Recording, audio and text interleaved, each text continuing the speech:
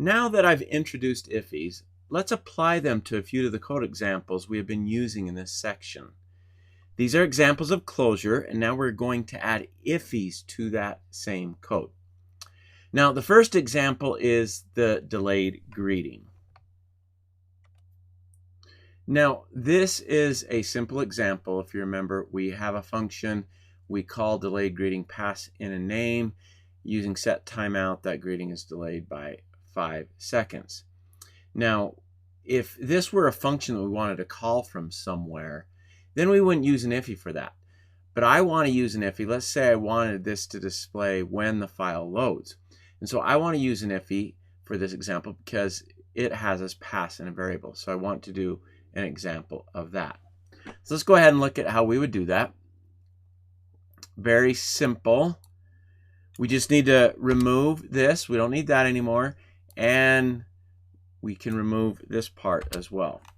Now, we want to turn this into an expression so it's valid. And so I put parentheses around it like that.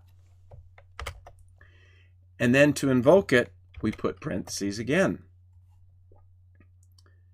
Now, as you know, there are different formats for this. This last paren could go out here as well.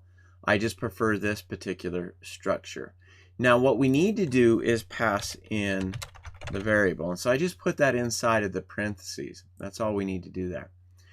And there we have our delayed greeting. So let me go back here and let's open up the console. Here's our greeting from when we first loaded the page. Now let's go ahead and save this and it will reload. And then after 5 seconds, we should get the same greeting again.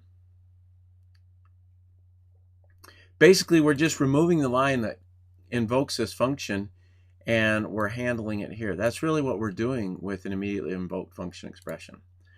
All right, now I'm going to comment this out. And I'm going to copy in another piece of code that we used as an example. And this was an initialize function. Go ahead and paste that in. If you remember, it's initializing 2 buttons. And when they are clicked, they increment the count variable and then log it to the console. Now, in order to use this, I need to come here and uncomment those buttons so they will show up on the HTML page. So go ahead and refresh that. And let's save this one. Let's just see if those are showing up. We have them right here, okay? Just make sure that code's working before we move on. Yep, all right. So we are good. Now, when we have some things to be initialized and we have an initialize function like this, that's usually a good application for an IIFE. Since this function's only going to be run once and it's when the page loads, why store it in a variable so we can call it later? Or why declare the function so we can call it later? Let's just invoke the code, run the code, and be done with it. So let's go ahead and remove that declaration there, and we'll remove this down here. Once again, all we need to do is surround this with parens. That makes it valid.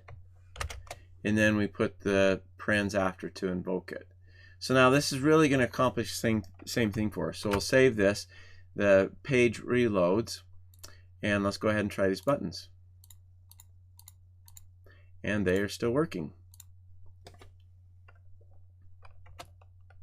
So 2 quick examples where we took something that we did with closures and we added an immediately invoked function expression to it. And especially the second example is ideal for IIFEs.